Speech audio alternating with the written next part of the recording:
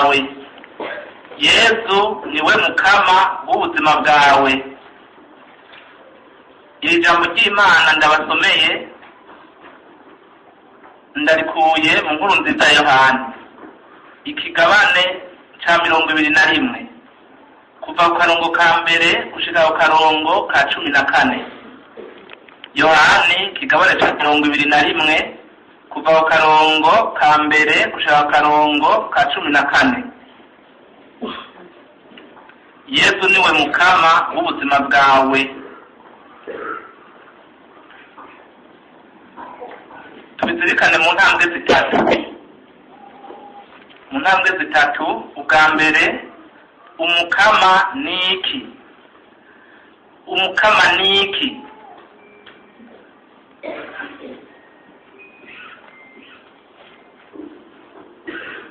Ubwa kabiri, kubaho ntari kumwe n'umukama ico bibyara. Kubaho ntari kumwe n'umukama ico bibyara. Umukama niki? Kubaho ntari kumwe n'umukama ico bibyara. Ubwa gatatu, kubaho ndi kumwe n'umukama ico bibyara. Kubaho ntari kumwe n'umukama ico bibyara. Kubaho ndi kumwe n'umukama ico bibyara. Intambwe zitatu. Iya mbere, umukama niki? Iya kabiri, kubaho ntari kumwe n'umukama ico bibyara.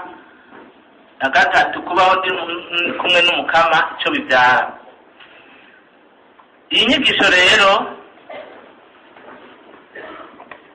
ni inyigisho mbona yuko hari abamaze kunagurwa baza gusanga baje gushigikira uwo bubakanye, umwe yaranaguwe undi ataranagurwa. Hariho n'abaheruka kumbure kuyumva vuba.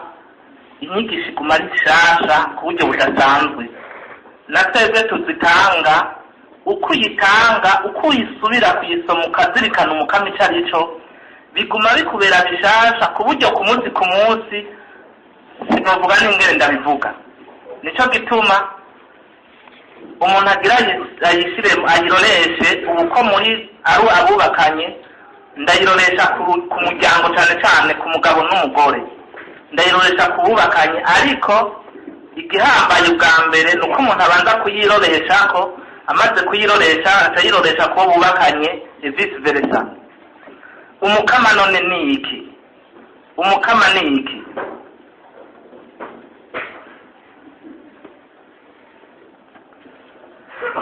Mu rurimi rw'ikirundi, umukama yari umuntu mukuru cyane wo bita Seigneur. Yari umuntu mukuru cyane afise novuga nti nico ubwo bukuru bubyara burimwo buboneka ko afise igihugu atwara, ingabo atwara, abatwara, abafise ko ububasha. Muramwumva bavuga ngo ndagize bwakeye Monseigneur. Nukubera ngaha twamaze kubishira muri religion, muri Ecclesia Gatolika. Ubundi nk'ubu bagomba kuramutsa Musenyeri, archevêque, ushaka kwexprima titre afise ico ari ubutumwa afise bwo kuba umwungere. Kuzanga ntiwogira ngo Musenyeri gusa, wogira uti umwepiskopi niryo rirangura ico ari ubutumwa afise muri Ecclesia. Umwepiskopi nayo Musenyeri kajya n'akantu nyene bagira ati nyakubahwa, na perezida w'umuhamagara ngo nyakubahwa Musenyeri. Nawe wabo guhamagara ngo Musenyeri, umupfako nagize ati nyakubahwa Musenyeri wanje, nawe uti Musenyeri kazi wanje.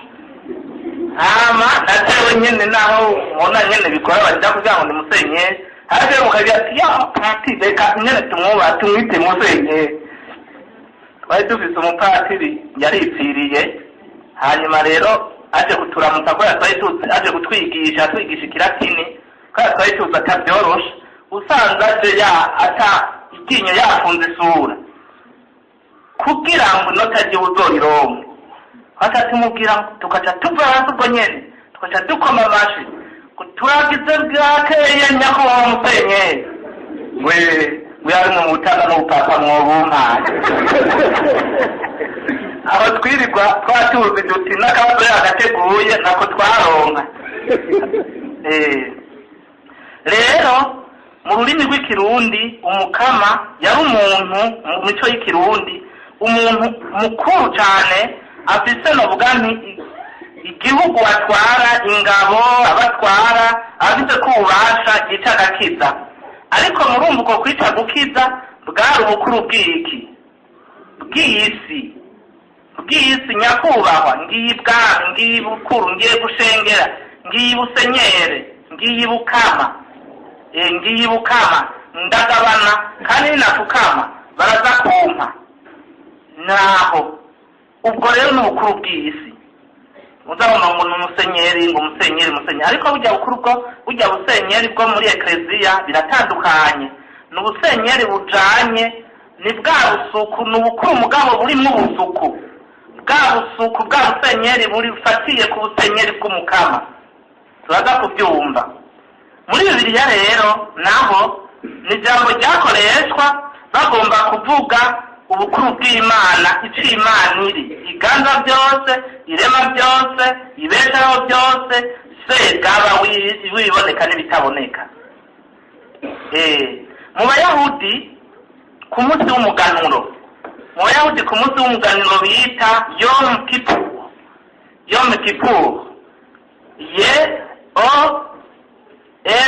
canke me hamaka zibiri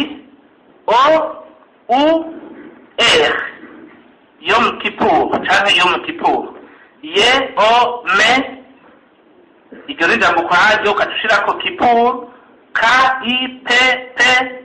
Kippoir. Mu bayahudi rero ku munsi w'umuganuro umunsi w'abarimwe mu mwaka uwo munsi w'abarimwe mu mwaka umusaseredoti mukuru ndiko ndababwira muri Bibiliya umukama icarico uwo munsi mukuru wa Yom Kippur w'abarimwe ku mwaka umusaseredoti mukuru yita Grand Prêtre yarafata amaraso y'imbagwa akaja mu kibanza c'ivyeranda bita Sendesa agaheza akavuga izina ry'Imana rigizwe n'indome 4 umusaseredoti mukuru yaragenda mu kibanza c'ivyeranda agaheza akavuga izina ry'Imana rigizwe n'indome 4 ye he ve he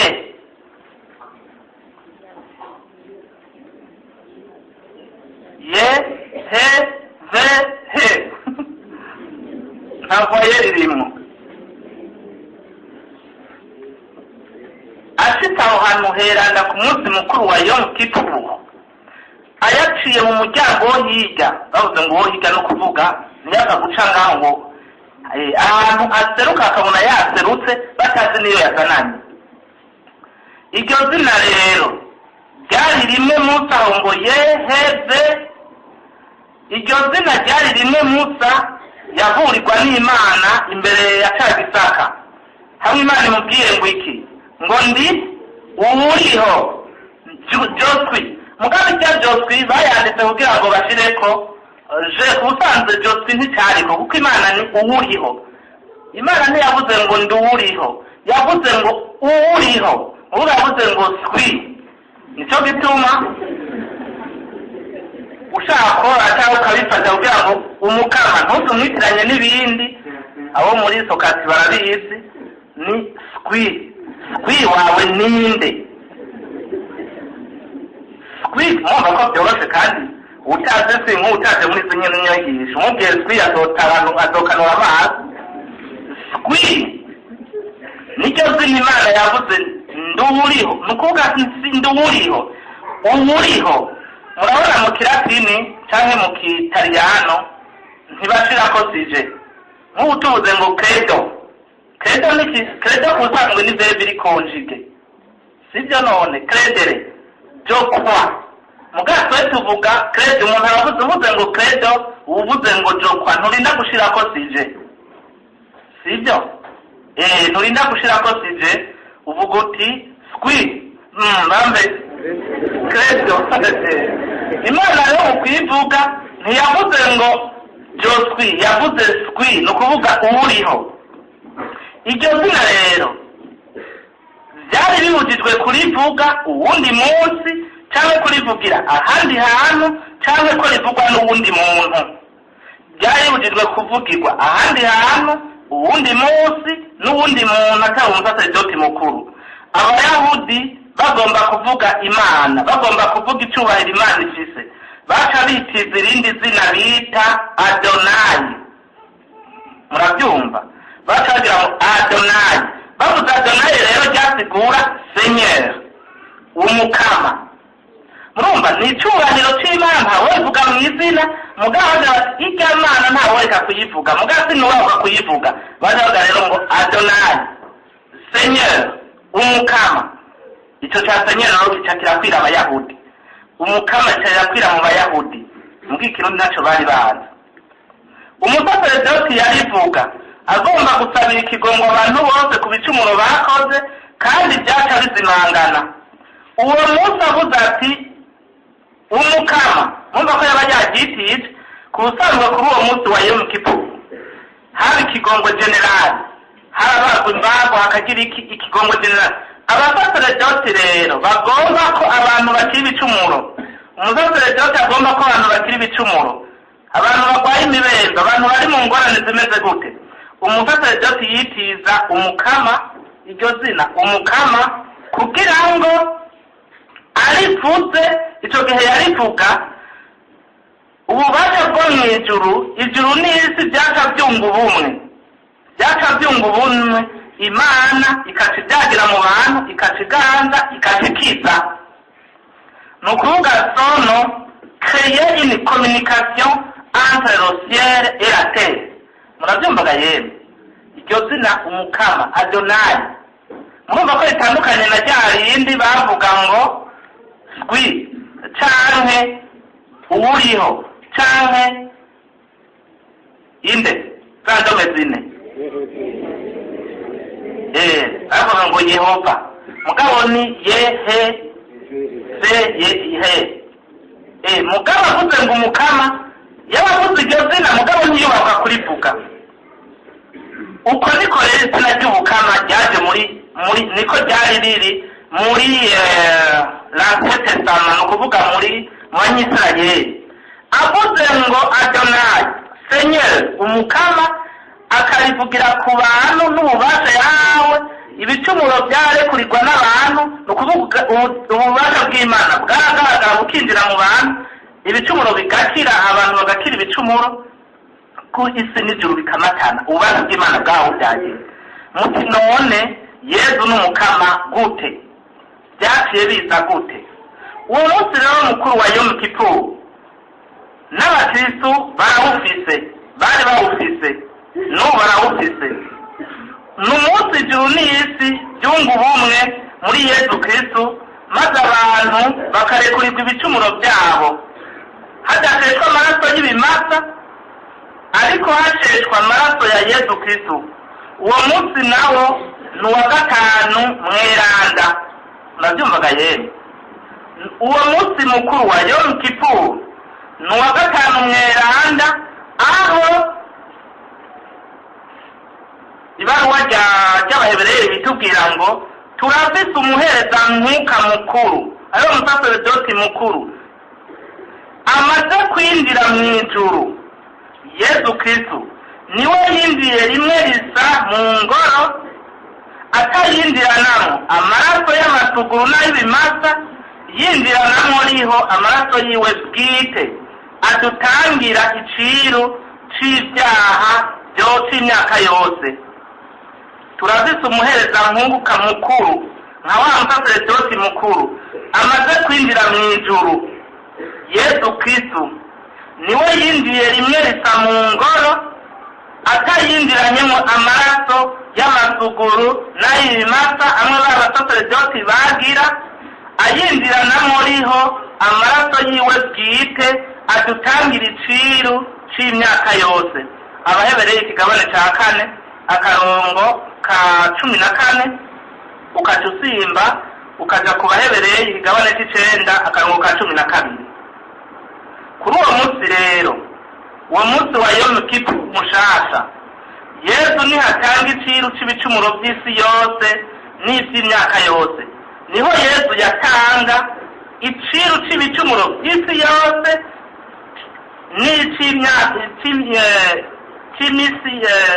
iciru c'ibicumuro by'imisi yose n'imyaka yose.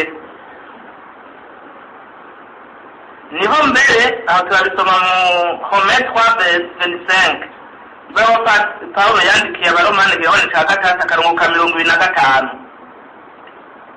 Uwo munsi kandi izina ryiwe riratangazwa rigasamirizwa nk'uko wa musaseredoti yabigira nk'uko tubisoma muri Philippiens 2:8-11 nk'uko tubisoma mwibaho Paulo yandikiye abanyefilipi igihone ca 2 akarongo k'8 gushika ku 11 ngo nico catumye Imana imushira hejuru ya byose ikamugabira rya zina nyaryo rirengera amazina yose kugira ngo ku izina rya Yesu bose bakubitira ifukemiro hasi, abari mu ijuru, abari ku isi n'abari mu kuzimu. Muri uko kwisamiriza Paulo ntarivuga, murabyumva? Paulo ntarivuga, avuga ngo iryo zina, ntavuga ngo iryo zina Yehova, ntarivuga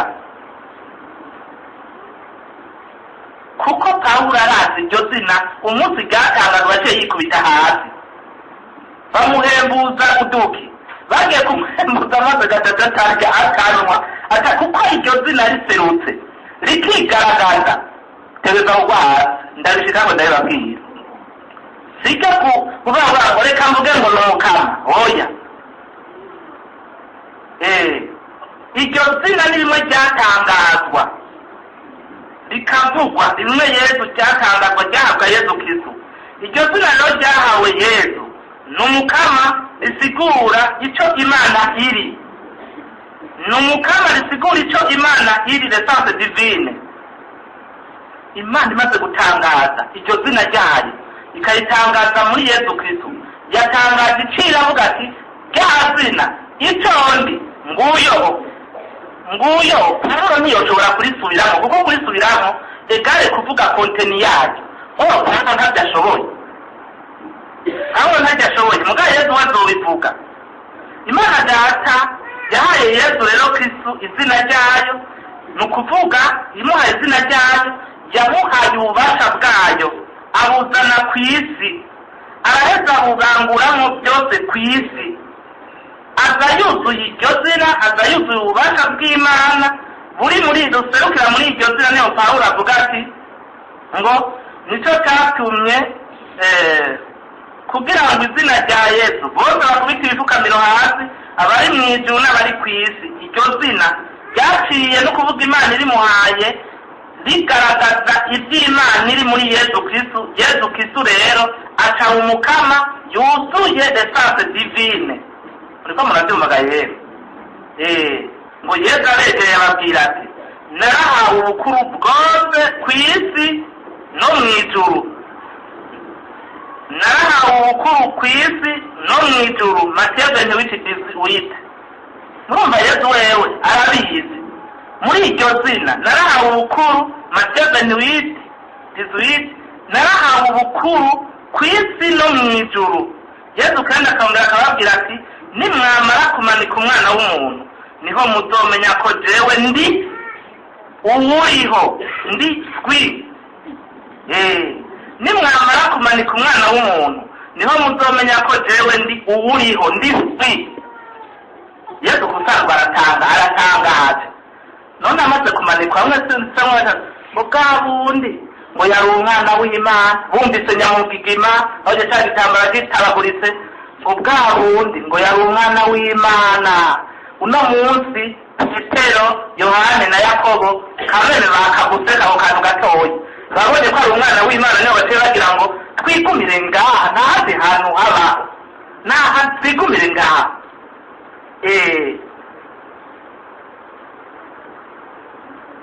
Arabandanya ati nkako nimutemera ko ndi uburiho muzopfata ibicumuro byanyu. Jean 18:18. Yohani igabane cya 10 Yohani bambe 8 ikigabane cya 18 ngo nkako nimutemera ko ndi uwuriho muzokwamana ibicumuro byanyu. Nimutemera ko ndi umukama urumva uwuriho ni Yesu ashobora kubivuga wenyine. Nawe ndazibwira duti nimutemera ko ndi umukama ibicumuro byanyu muzobicana. Nkako nyene ibicumuro by'abantu byarekuriwe ku bw'iryo zina ngo mw'izina ryiwe ngo muri iryo zina ngo niho umuntu yahagarutse ngo genda murekure ibicumuro ngo ku izina rya Data n'irya Mwana n'irya Mutima Mweranda ngo muzobirekurira ngo bizobavaho. Murumva muri iryo zina rero ni umukama. Tuca tubona yuko iryo zina fete uravye nabi uraryita ico ritazi. Yesu arabaza ati muronderande, nawe ati Yesu w'i Nazareti. Yesu nawe ati ni jewe Joswi, nukuvuga nduriho skwi nivuga umukama nta wundi atari umukama nyenevyo skwi byanditse ibiti verese katuja kuri sisi murabisoma murabe. Muri ico gihe murabona bo ntibari baje baryemera, bari baje kurondera uwuriho kugira bagire gute bamwice. Mbega iryo zina woryita gute? Uwuriho womwita gute? Umuntu afite esanse divine womwita gute? Muri ico gihe avuzavyo bose bace bagira gute? Bace batembagara ngo barakugeza baca inyuma bagwa hasi. Musomye byanditse ibiti verese n'ibyo amaze kuvuga ngo nduriho kuba baje kurondera ati batashatse ko ibindiramo ngo ribahindure ngo bose basogeza baca inyuma baca bagira gute? Bagwa hasi. Baguye hasi kubera iki? Iryo zina rimwe ububasha bw'Imana. Yesu yaje kuvuga iryo zina ububasha bw'Imana bwaciye bumusohokamo burigaragaza, abataryemera bagira gute? Barakumbagara. Nico gituma iryo zina fete muca mwumva ico riri, muca mutegera rero cya gihe amashetani abwiye Yesu ngo mbega waje kutumara. Iryo zina ryaje kuyamara nyene kuko yije aho shetani n'ibica bigenda gute? Iratemba ikayonga. Nico gituma atari ugupfa kurivuga cyane bamuzabumva bagira ngo n'izina ry'Imana ngo n'ukuri kw'Imana ntihagire umuntu asubira kurikinisha ngo n'ukuri kw'Imana. Aba rero abantu bamaze kubigira ngabo ngo n'izina ry'Imana ngo n'umukama wanjye agomba kwiba ngo umukama wanjye agomba kuvuga ngo umukama wanjye atavyo sote kwasi murumvise iyo ryavuye n'ico riri ntihagire umuntu aza kurikinisha kandi bazobona utembagara. Mu Kinindo ndavyibuka umwaka wa mbere ndipatiri kuri Vendredi Saint hajya tuvenera bakwa sinzi ko ako kamenyero kakihari. Baraje abakristo mu Kinindo baca baza ari benshi cane n'abamizima ngo baraza n'abaporoti kuko mu mutwe ngo hari uko muri bo ngo wisize oya ndavyityanije ndi ku minyota kaya kanyota niko ngo wisize ngo umwaka ntupfa ukisize. N'abamizima baraza kubera kwisiga baca basohoka. Kuwa gatanu mweranda rero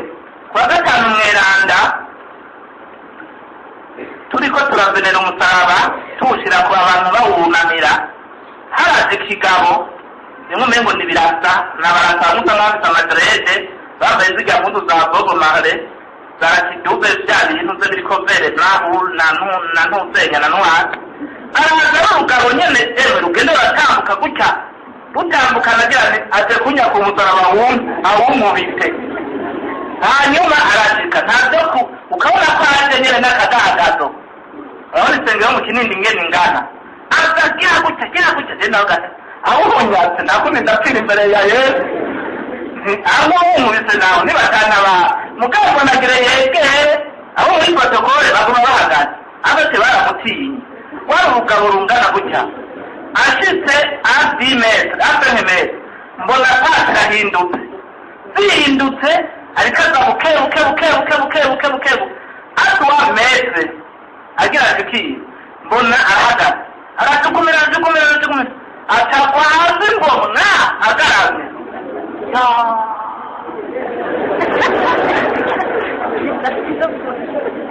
agwa hasi ngo mwa agarara ajya ndaraba yenda avuga ati ni umukama. Ndavuga nti yes uri umukama by'ukuri. Aragwa aragira bati baramutera bagenda baramuruta nawe ari kumuterura basanga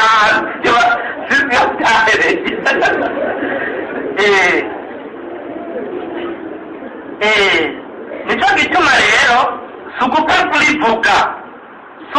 kurivuga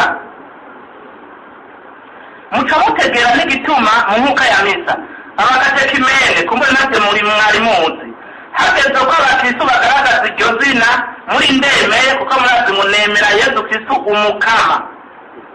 No mu bindi bihimba by'imisa bikurikira hakagaragara ko Yesu ari umukama baca bagira gute baca basohora hazoba ihimbazwa ryo kugira ryandemeye hazoba imigirwa yandemeye kugira ngo babanze baribigishe babanze barimenye kugira ngo nibabajana mu isezero barijane bajeyo bumvise ributse ntibace bagwa nka babandi ntibace bagwa nuko Yesu atekereza ubusanzwe mu isengero usanga twabaye imirambo ikango.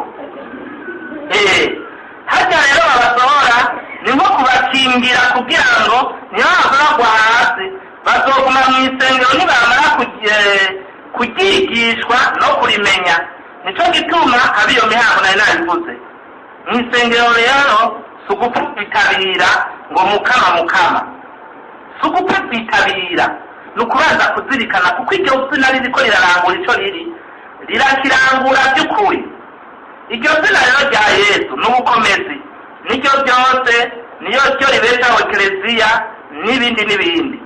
Ikindi twomenya rero ku by'iryo zina umukama dominus domination ukuganza iryo zina tuca twumva yuko rifise uburemere kubera ukuganza ni ukuvuga umukama yavuze ngo ni Yehova ni nyen'inganzi niwe domination niwe domina ibintu byose niwe yica agakiza niwe aganza byose.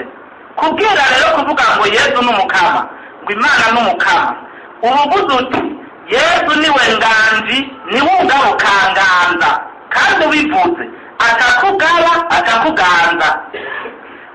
Yesu kumubwira ngo n'umukama ubu uri gutuma ubusenyeri bwiwe ubukama bwiwe bugaragara. Nico gituma wemera ko Yesu ari nyen'inganzi Imana ari nyen'inganzi ukabyemera kandi ukabona yuko bikwiye kubivuga urabyatura kugira ngo iyo nganzi yawe igaragare iyo nganzi ya Yesu igaragare muri wewe.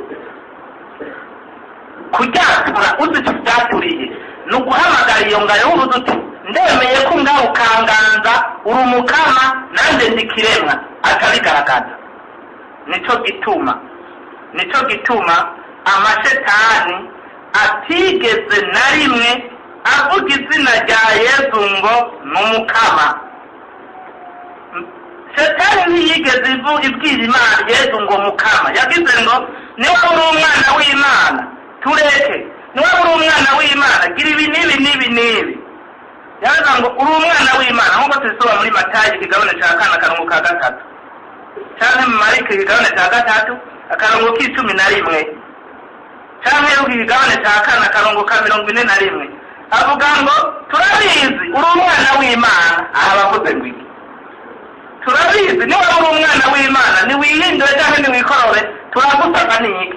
Ntashobora kuvuga ngo umukama ntiyigeze avuga ngo ni umukama kuko ayo mashetani yoba yemeye iryo zina rica birangura muri yo, yoba yemeye kuganzwa n'iryo zina.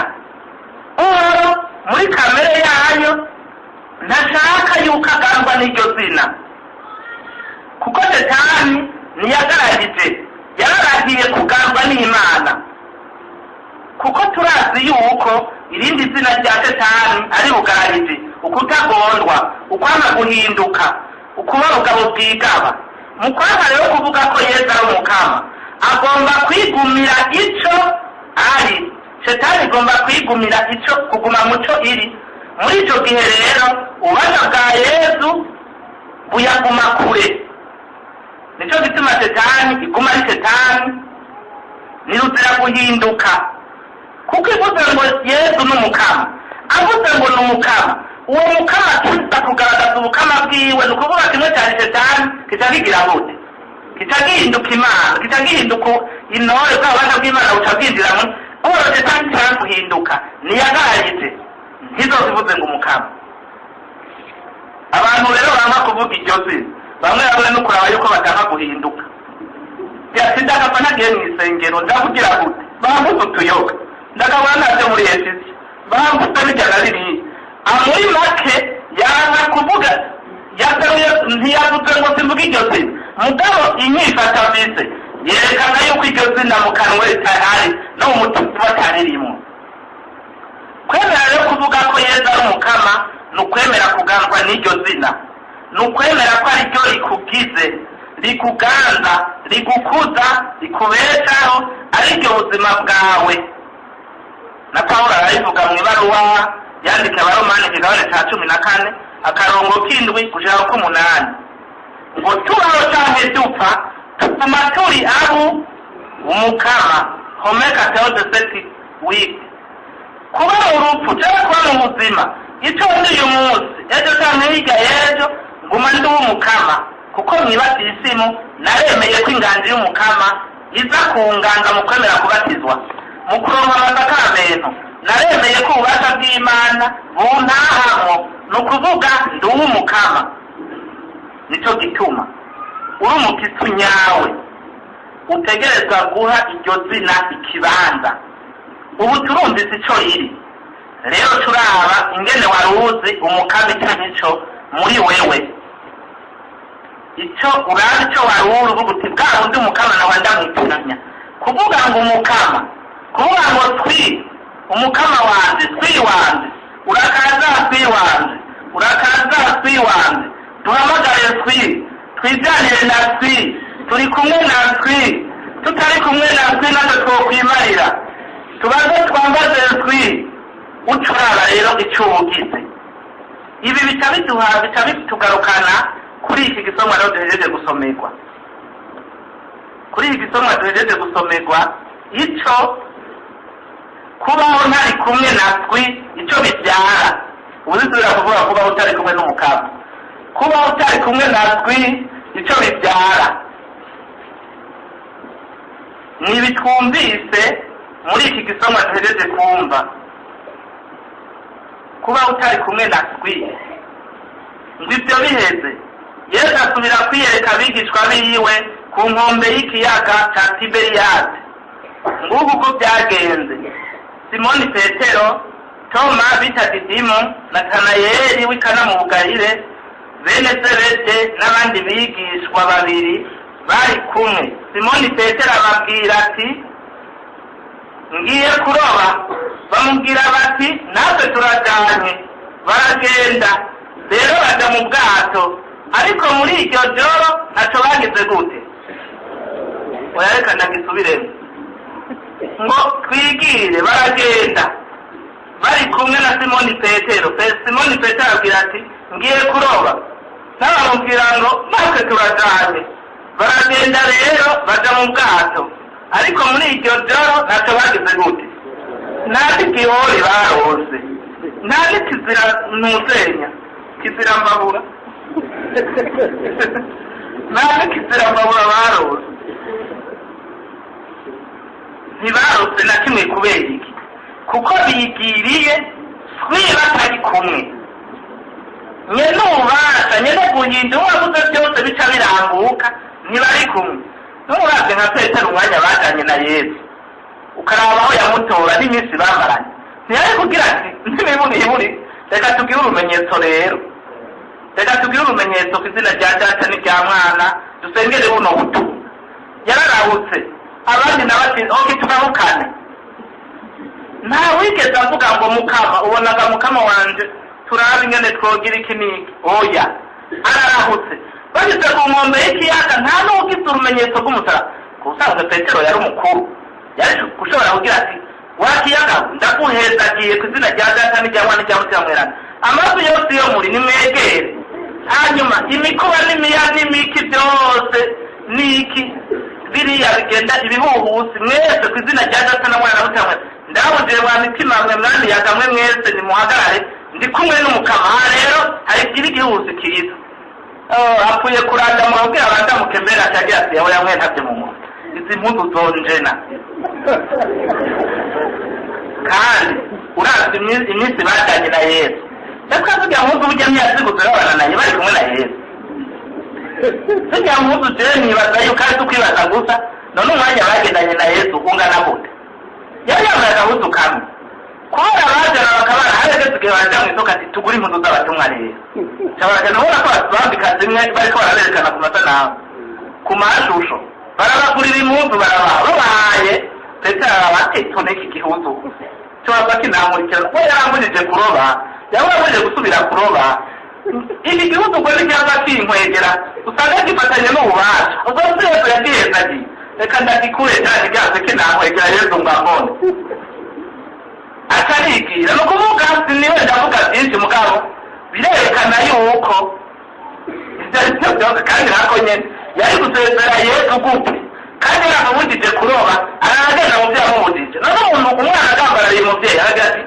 ntugende hari hantu ukagera ndakwereka none agiye kandi gusezera umubyeyi namusezera namusezera yamusezeye rero cyo matagize urumenyetso inkurikizi n'iziyi ngizi nani kizirambahura rose ngiye kuroba barandi nabo turajanye mu kuja kuroba bagize umugambi bonyene nta no kwiyumvira Yesu bapfuye kugenda none mu kubita bishimikije bishimikije swi nibishimikije swi bishimikije ububasha bwabo ubuhinga bwabo uko barabufise byose barabifise bishimikije ububasha bwabo byose barabifise mugabo ko babifise kugira ngo batando bashobora mucyo barondera barabyiboneye yuko ubwo bubasha bafise atari bwo buzotuma baronka ibyo barondera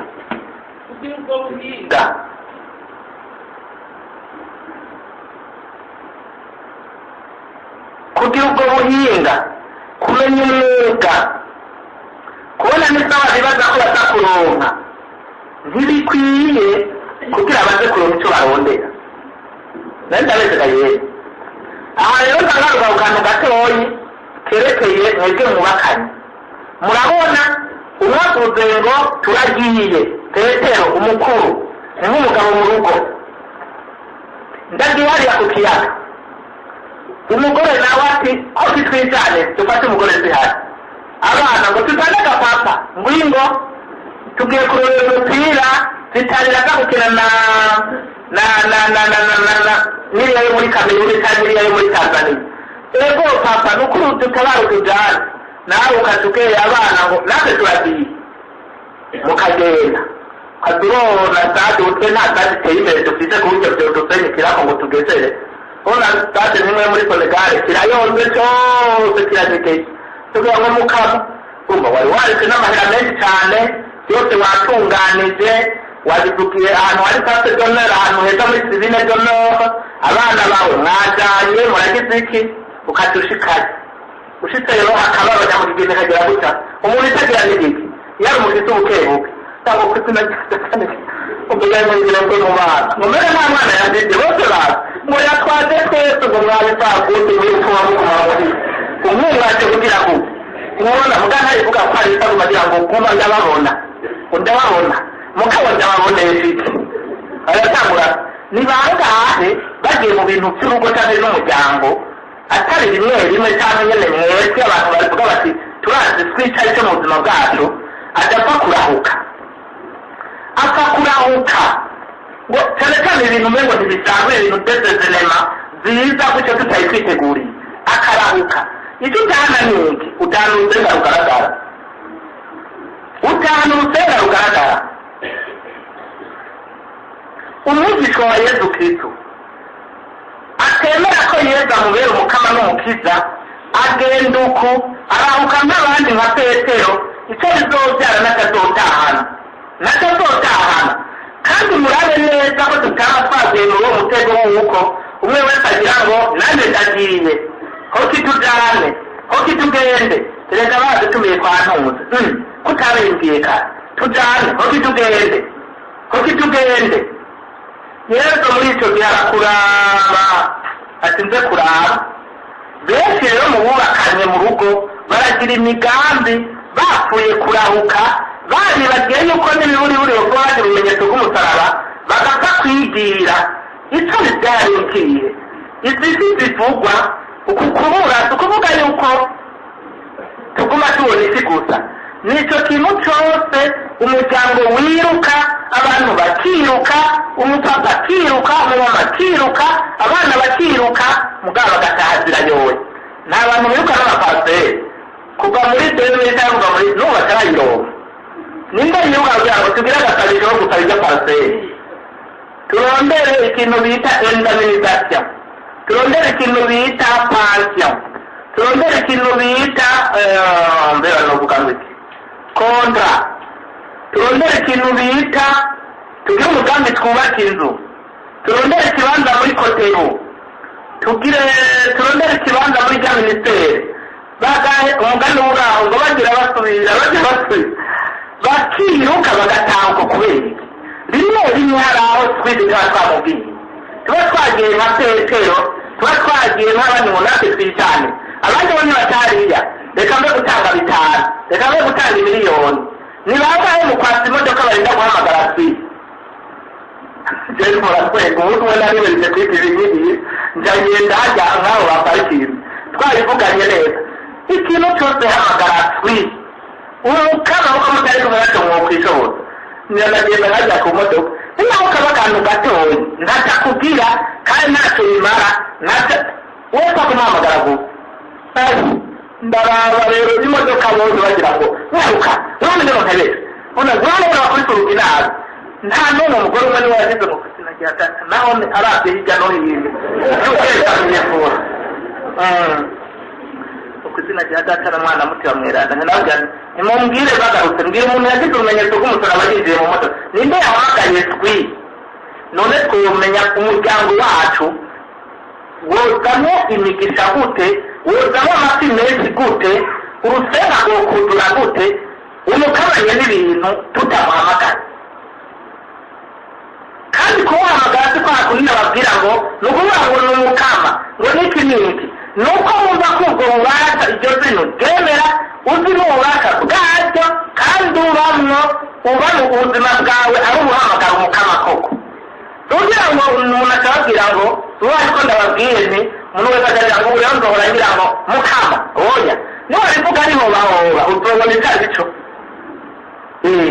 kumva yuko umukama ari nyine n'ububasha iryo zina rita rirangura icyo riri mu muryango mu matoje muri byose uko umuti iryo zina rihaze ubwo bubasha buhaze nta kintu na kimwe ndoba ndiruka nishatse mba ndi muhinga gute nzi gukora ku kazi bimeze gute nzi gupanga iby'umuryango umeze gute nzi kurondera amahera ameze gute nzi gusumira imeze gute gukirezareza n'ikirobe n'ikibuzi kirobe ku mutima uzobipanga byose mu bw'umuryango uzosanga uri vide ata kanyamuneza atayuko nta mapfa ariyo icyo tuba tumvikana nibaza yuko dusezeye kuzokwama tugenda turandagurika turi gusa atamukama dufise kandi nibaza yuko wa mugore we cyangwa wa mugabo we utazosubira kubera inyigisho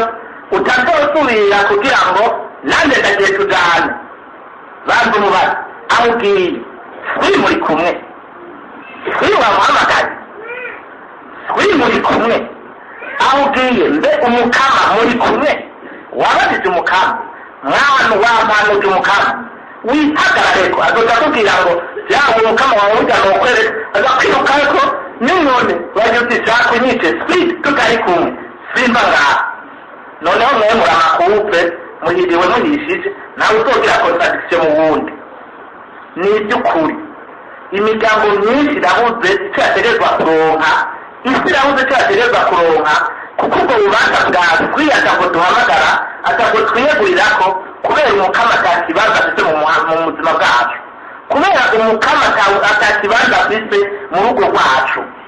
Nico gituma ndabasabye ndabatakambira ubutahora bigira mwibuke yuko mu muryango iwanyu mubyibuke kandi mubyitwararike nimwamuca muraba Yesu dushaka ko Yesu agaragaza umwana bwiwe mu muryango iwacu. Twibuke kandi tubyibukanye abana abakozi abahagendera ko bomenye izina rya twe mu muryango, ariko twebwe tukabafasha kurimenya kugira ngo mu muryango ntihaze haratarizenda tugaragara kubera ujya n'uriya. Sibyo none rero kuko je ndashobora guhamagara twi umugore ntamuhamagara, ndashobora kuba narimitse twi mu muryango umugabo ntamuhamagara, ndashobora kuba narimitse mu muryango twese umugabo n'umugore abana iyo twi batamuhamagara atari muri bo. Abakozi kuko ni ugucengetera niwacengetera urusenga ruzuzura. Hanyuma icya gatatu kwiberaho rero mfise twi ibyo ngabana kubaho ndi kumwe n'umukama icyo ngabana kwiberaho ndi kumwe na twi icyo ngabana. Sinokwirwa nasubira gusoma ibitwajeje gusomerwa mugaho reka ndabasomera ngo bamwe butanguye guca. Yesu aboneka ku nkombe, yamara bigishwa ntibamenya ko ari Yesu. Yesu ababwira ati bana mwe nta cyo kurya mufite. Bamwirushura bati oyaye. Ababwira ati tera urusenga iburyo bw'ubwato muraronka. Baca bararutera bica biranga ko barukwega kubera ifi bari baronka biranga ko barukwega. Simoni Petero rero yumvise ko ari umukama ngo atarakenyera impuzu kuko yari gusa, araheza yisuka mu kiyaga. Ico kubaho ndi kumwe n'umukama ico bibyara ngibi ico byababyariye. Uku kubabyarira rero kukubabyarira ikintu kugira ngo baronke izisi, ni ukuvuga basubire kugira akanyamuneza barondera icyo baronka. Hari ibintu ngombwa cyane. Ubwa mbere Yesu yarabiyeretse kubera urukundo rwiwe, hanyuma barabona urwo rukundo. Yesu ku busanzwe niwe yagize initiative, sibyo none kuko ngo Yesu yaraje ngo Yesu bagira ngo n'umukama none bari kugira ngo n'umukama bari bamutumiye bari bamwiteguriye nuko baratangaye bagiye bamubona bamaze kumubona ngo n'umukama bagize ngo n'umukama Petero ati n'umukama ngwego ati oya umukama rero si ibyo reka njya kwisuganya yari gusa n'umukama reka njya kwisuganya si nguma ndi gusa. Petero akariruka kugira ngo kwiruka mu mazi arambara impundu areka kuba gusa kugira ngo izi fi ziboneke. Yesu yarabagaragarije icyayi araza uko yamagaragariza umuryango wose icyo kintu yagize icyo kimenyetso yamakigaragaza.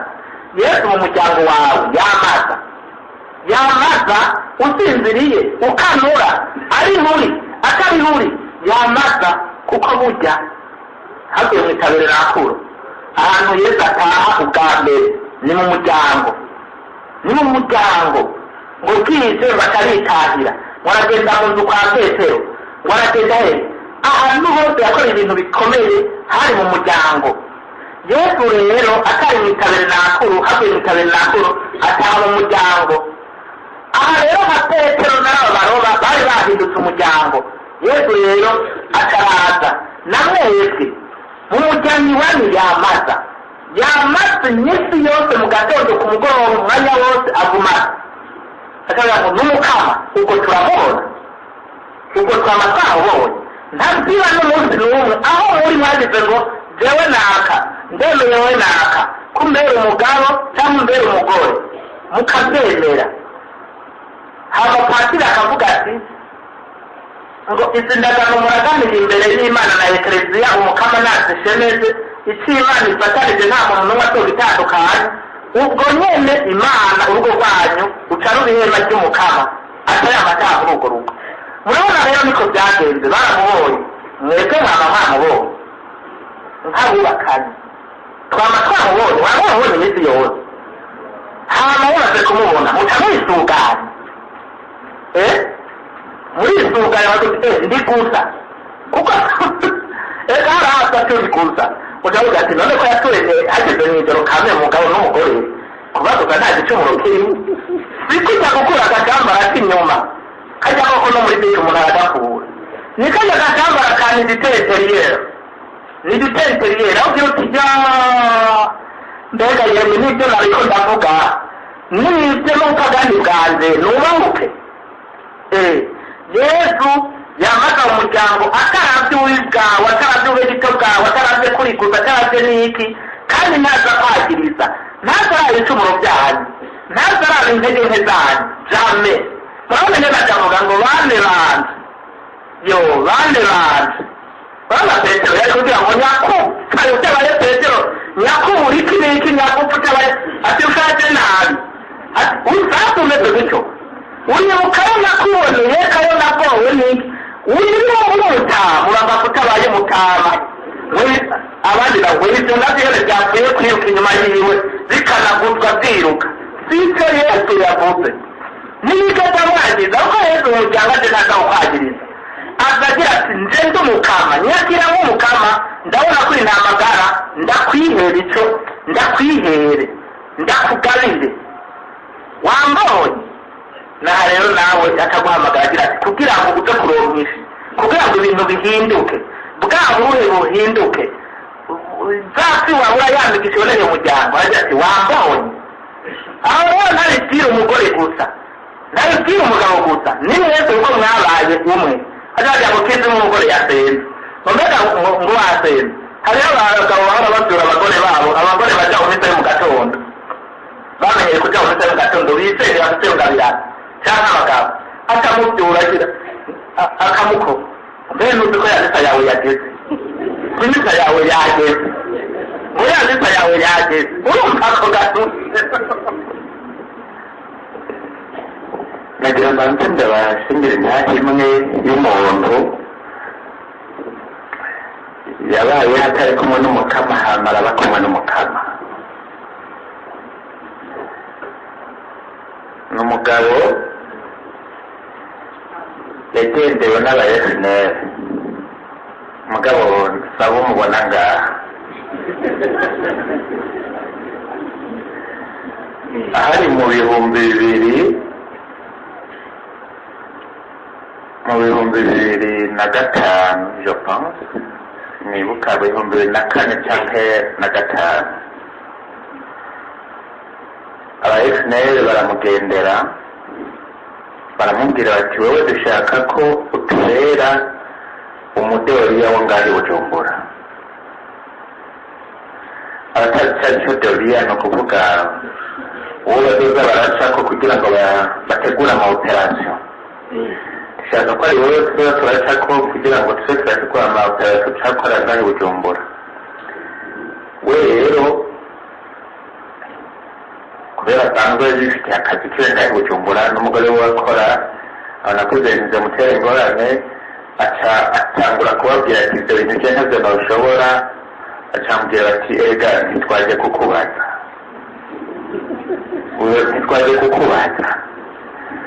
utabikoze tuzoguca umutwe.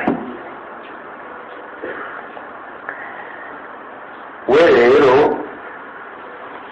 aho kwiyumvira ibyo gusenga n'iki ayifata yuko bigumuko haheze iminsi baragaruka basanga ari ku kazi mugabo basiga batumye ko bari baje kugira ngo bamuhe amategeko y'ibyo tuza gukora.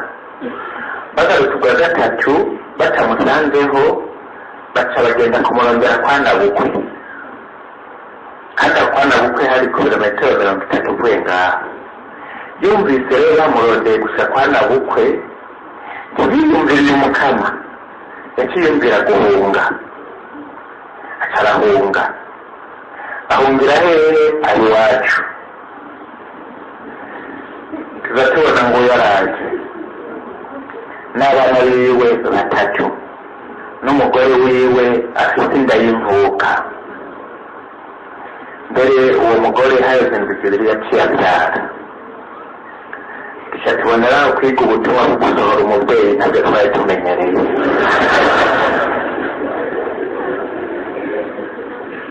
Mugabo haheze iminsi aho yumva wiyumviye guhunga, haheze nk'indwi 3 araza arambwira ngo naraye mbiyumvira ko abayesineri baraza aho nkora, bazohava bankurikirana babona aho taha bansanye ngaha banyicane n'umugore n'abana. Ati none nafashe ingingo yo guhungira mu Kirundo, kuko mu Kirundo nawe ntuzadonsangayo.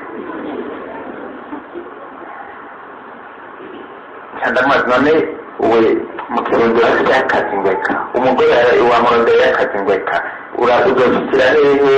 Abana uzobatunga gute? Ibyo byose nzobyumvira ntikeyo, kuko ndafite ubwoba ko bonsanga ngaha bakanyitana n'umugore n'abana. Rero numva uyu muntu cyandamazi ati reka ndagusabira nk'iminsi 3 tubanze tubaze umukama turabe icyo umukama tubwira ngo iminsi 3 ni myinshi icyo utagenda. Genda mu twebwe kandi umukama wewe aranze. Sinshaka kureba iminsi 3. Urumva alikakoresha ubwenge, kandi muri ubwo bwenge bumunzanira ubwoba nabwo murumva no kugira avantage. Ntazi ko azoba nazi mugabo yumvise rero ahakana ibyo bintu yageze nabwo ati yandi utari muri done tuwa tanabwo ati reka rero ndaza kugurisha umugabo wane wataha aragenda ku kazi. Nanjye rero ndabaza umufayo w'Umutibega, ubona ko bigenda gute? Yarahiye ko ejo ateza kugenda. None uyu mugabo n'uwo mugore n'abana n'uruya rwaraye rubyutse bagenda uko ubatse umufayo akarambye ati ese tubaze umukama. Okay, ibyo nzi kubaza umukama jewe nari maze igihe gitoya ngaha sinari nzi ngenda baza umukama, nabaza umukama burya muharamubaza ngo turamubaza akayishura kwigara kwishura. Mugenda gute? Turagenda imbere y'umukama tukamunenaza tukamuzana ijambo aduha niyo nyinshi abaduhaye. Numva ibintu biratangaje mugabo urabona iyo ayindi solution ufite ufata ikintu ndemera iyo solution kuko nta yindi yariyo. Akasha wa mugabo utaje ku mugoroba wavuye ku kazi ndamubwira ati bwa bundi tuzorindira iminsi 3 inyishu ndayiguha uyu munsi neza.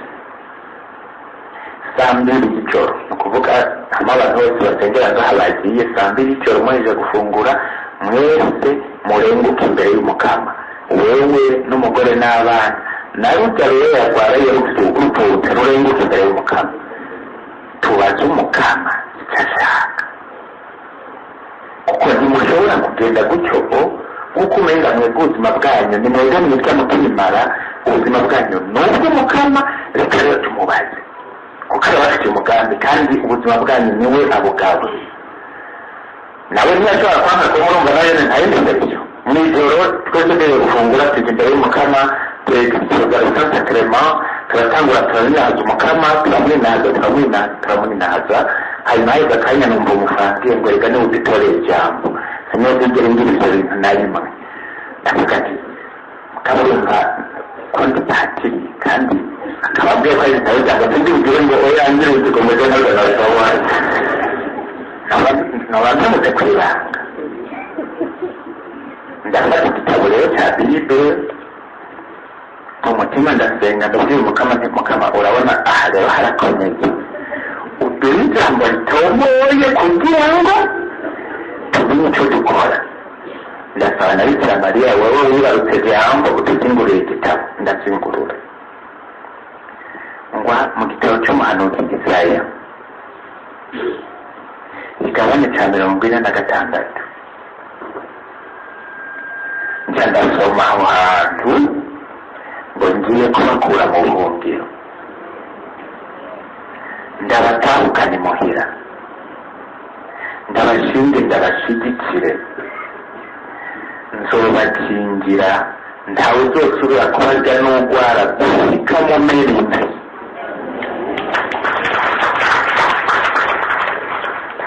Iryo jambo twese tuca turumva yuko ari iry'ukuri wamengana umuyaga nk'ubu duciyemo turakomera amaze mukama uraridumereye kandi turagukengurukiye turabinaza mukama rero tuca turatozera igisabisho ndabwira wa mugabo ati ejo mwira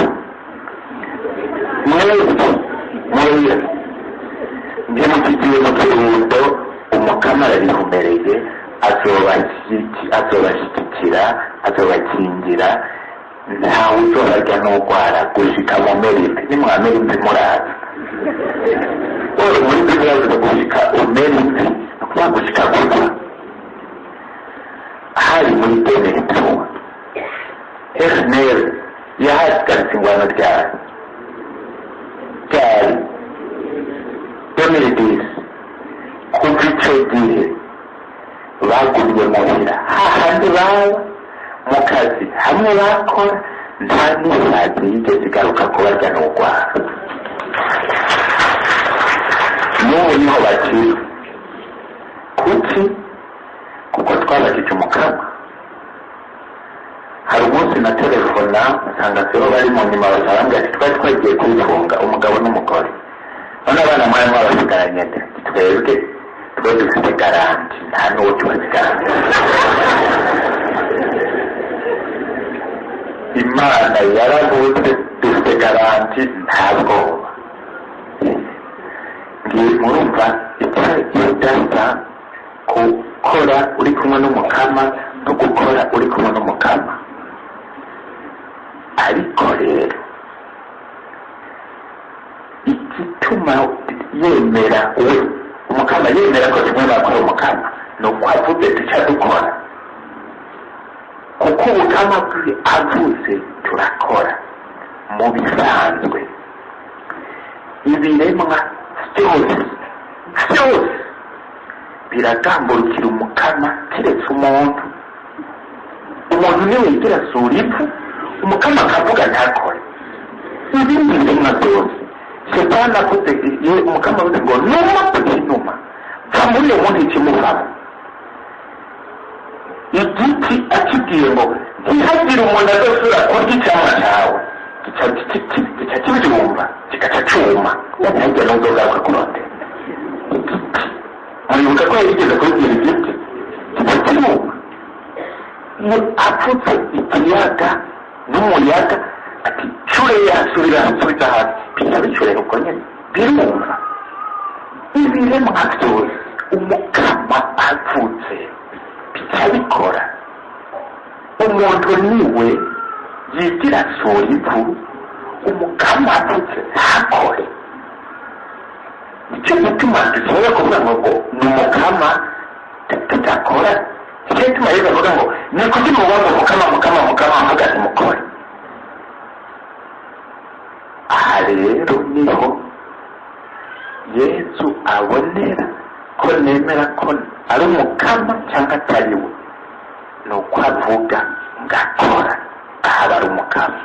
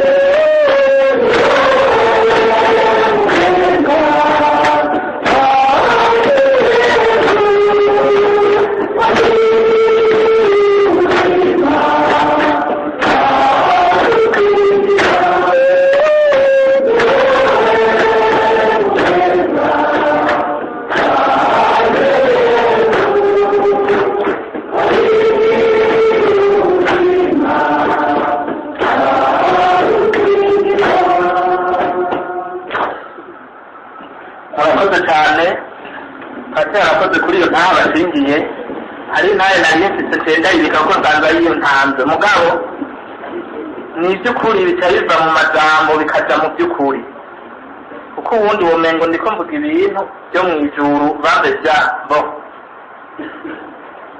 icaki navuze ngo gukora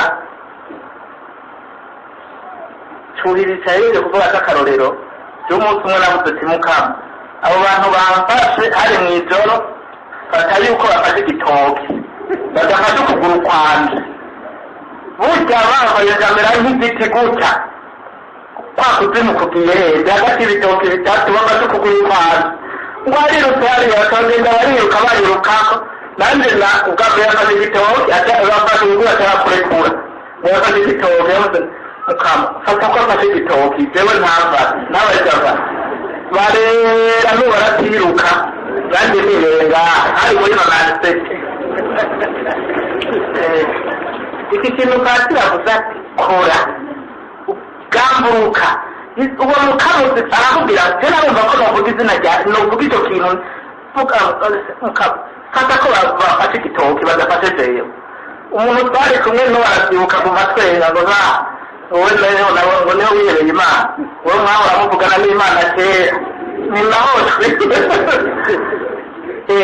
ikindi gituma turonka amafi menshi imana ba petero baronka amafi nabuze ubwa mbere kubona urwo rukundo rw'imana bakagwakira nicyo patira afite ubugamburutse none avuze ngo nimutere urusenga murutere imbere iburyo iyo bareka kurutera byagenda gute baciye barutera ntibagize ngo ntuzi tuvuga mbese batafite n'ingoga zo kurutera turatafite n'akantu ubona genda kuri umukama rero tuyahamagarize ngaha baciye barutera bamaze kurutera byaciye bigenda gute ifi zaciye ziboneka ni ikipatira avuze ni iby'ukuri kubwira umukama mu buzima bwawe nuko umuntu agamburuka uwo yesu wamaze kumumenya wumviriza itakubwira hamugamburuke petero yaragambutse nicyo gituma hasi hari iki gikoko ikindi nagira ntereze ko icyo uri kumwe n'umukama agabana uwo bari kumwe agabana cy'umuntu ari kumwe n'umukama agabana igituma agabana cyane ni ukureka yezu agashika mu mizi y'ubuzima bwanje kureka yezu agashika muri jewe kureka yezu agashika mu mizi mu ntimatima y'ubuzima bwanje mu ntimatima y'ubuzima bwanje mu ntimatima y'urugo rwanje kureka yezu agashika mu mizi muri jewe no mu muryango wanje kumureka agashika none yoshika gute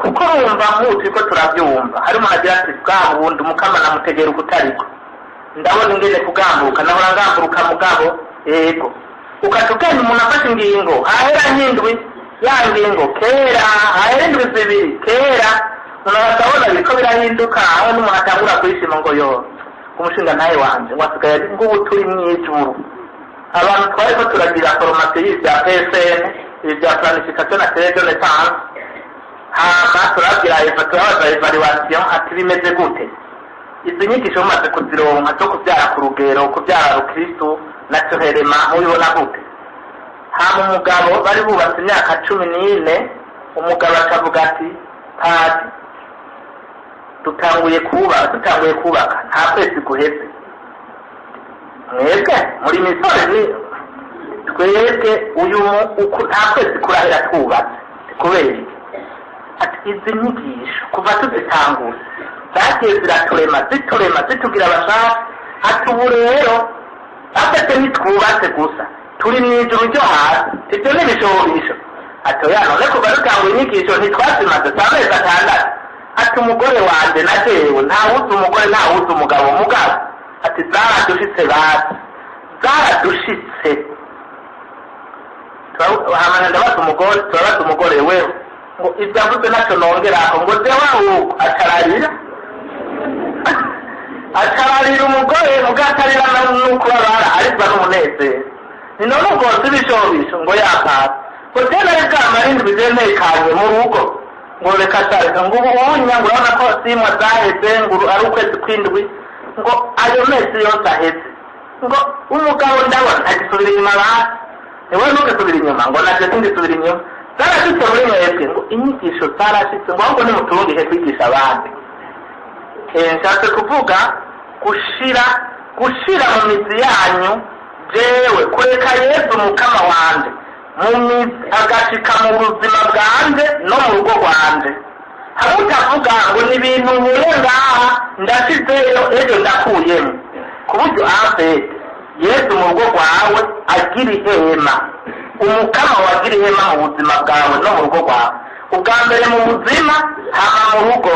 Kuri bituma mvuga mu buzima nuko mu rugo waba umugabo cyangwa umugore yashitse ubwo bukama bwe bugashikaye no mu rugo hose, ni ukuvuga byashitse mu buzima no mu rugo bica bikunda.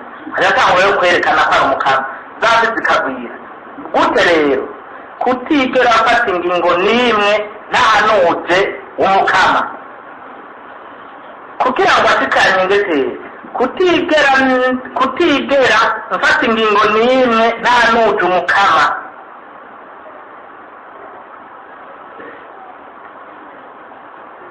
Kutigera mfata ingingo n'imwe ntanuje umukama, kutigera ndandamuka ngo nkore kijya na kiriya ntanuje umukama, kutigera ndandamuka nka kujya kwa Petero ngo nkore kijya na kiriya ntanuje umukama.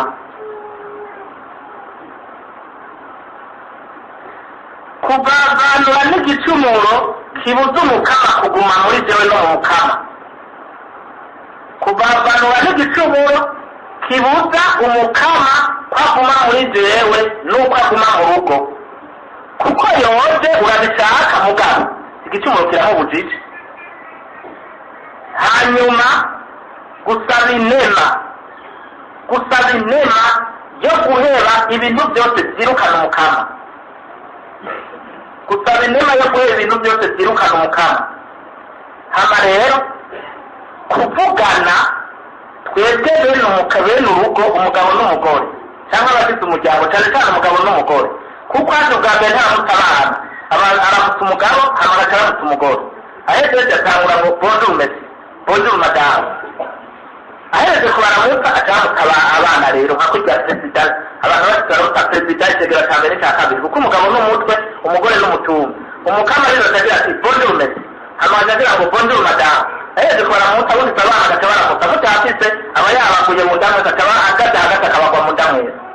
Rero kwama mubyaga muri hagati umugabo n'umugore, kuvugana ibintu yuzuye umukama kwinjira mu rugo rwanyu, kubivugana kugira ngo umukama ntiyinjire mu rugo yaburijwe n'umugabo, umukama ntareke kwinjira mu rugo yaburijwe n'umugore, n'abana mukabakoranye, kugira ngo icyo kintu cyose cyotuma utagira ngo ndagambutse kuza kugamburuka kihave kubera mwafashanije. Rega aho umugabo atakibona sibyo none, hari aho umugore atakibona, hari aho abana batakibona, hari aho ababyeyi batakibona. Icyo kintu rero kirahambaye kugira ngo ifite cyane mu rugo, kugira ngo murobe mugire mugwire imigisha y'Imana ibone kisasagare. Icyo kintu ni ngombwa. Hanyuma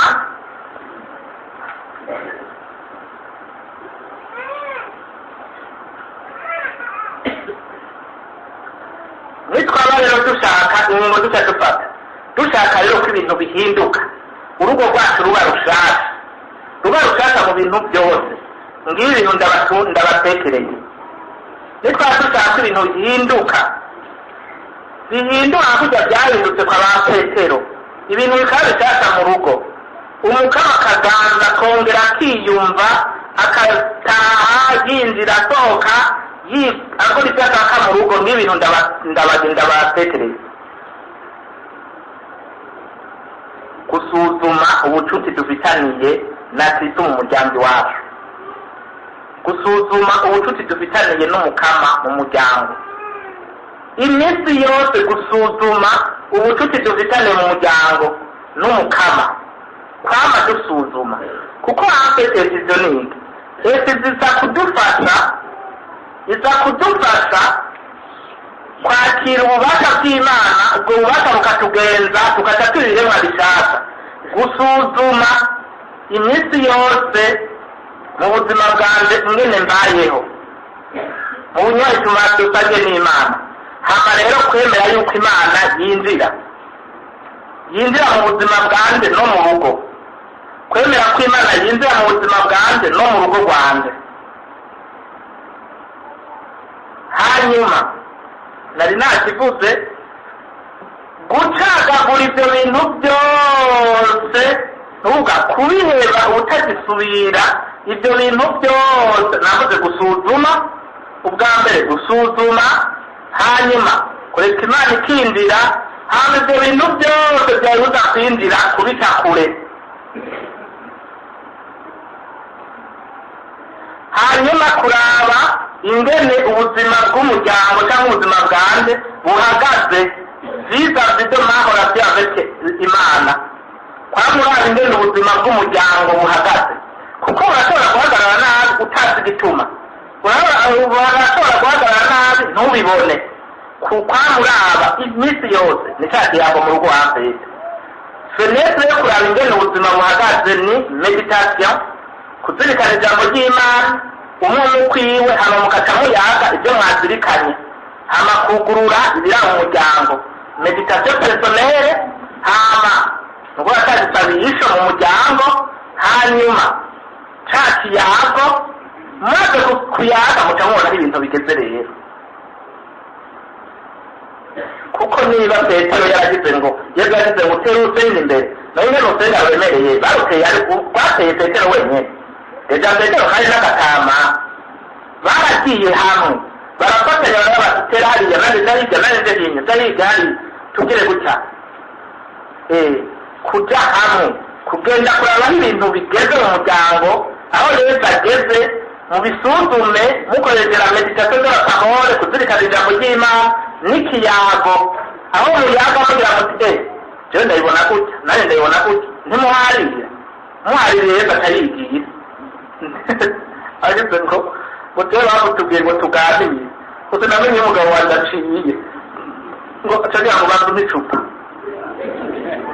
ngo tuca tuganira ngo ngarure ubwenge, ngutoba wabure ngo tuyaga n'ukuri nafashe agacupa ngo ntugire ikibazo. Umugore akavuga ugira agahuru makakabiri ngo uzoba waborewe ngo yateri ngo ariko jewe ngo mborekwa ngo jewe mborekwa ndi mu kabari ndi ngazi mborekwa, hama ngo mwere tuganire ngo reka ntaborewe ngo nuko ntiwabenje naborewe ngo tuzoganire ejo. Gutyo mburira barinda bafata, ni ukuvuga ntibigera babona aho ubuzima bwabo bugeze, aho Mukama ageze abereka ko ari Umukama mu buzima bwabo. Hama rero gutangura uyu munsi, ntutangure ejo, ibyo mvuze ntubitangure ejo, ubitangure uyu munsi. Gutangura uyu munsi hama uzobiheze wameze imvi, niyo Pasi yatubwira ati uzova mu buhungiro witahira iwacu gushika umere imvi, nawe utangure uyu munsi uzobireke umeze imvi. Ni ukuvuga nubona uti uyu munsi ndabona ndatanze kwa data, uca ushaka kuhagarike ntizobe bigikunda none ndabifurije mwese kwaba iminsi yose swi ataha mu mitima yanyu abagenza mwamana. Ndabifurije kandi kugira amafi menshi, ahari ubugarangwa hatari ikintu na kimwe mu muryango, haze byose imiryango yacu n'iyanyu inagurwe, kuko Umukama Imana mwamwimitse kuko mwimitse swi mwamwimitse ariwe abagaba akabaganza, mukamugangurukira akabagenza, mwibere ijuru rishasha n'isi nshasha na ekleziya nshasha, tugire Kristo.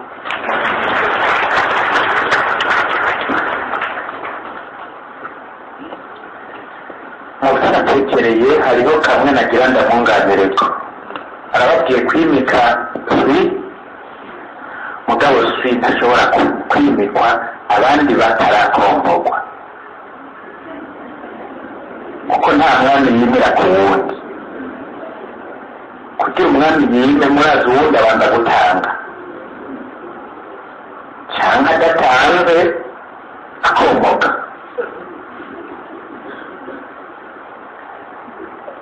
akamwambuka yarumwambuza. none rero kandi iyi nyigisho y'uno munsi mu by'ukuri ni inyigisho yo gufata decision. guhera uyu munsi murafata ingingo yo kubandanya mugana decision cyangwa kubiheba. kubera iki? kuko ni umunsi wo guhitamwo umukama wawe uwo ari we. murashaka ko mufite abakama benshi kugira ngo mubyumve ndabaha akarorero. mu 1994 jewe nari mfite nawe muri paruwase ya Bukwako, nari mfite kandi de place, nari nshinzwe kuronderera ibyo kurya. iyo kandi de place imangazini yari ku paruwasi, abantu baba mu isengero ku paruwasi niyo yari bashinzwe, jewe rero ndi jewe nari responsable wabo. jewe nanjye kandi ngakorana n'abasirikare. abo basirikare mbere umukuru wabo yari yarantaye na garde rapprochée kuko byari bikenewe, kubera bagomba kurya ibintu by'impunzi bashaka gukura mu nzira uwo bakingira. nari nsero garde rapprochée, umukuru wabo basirikare haragera igihe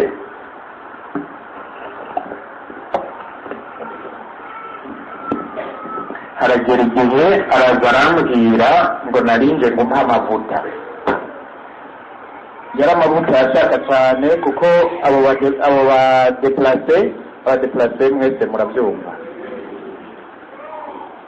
abagira neza bari barabahaye uwildo kolza.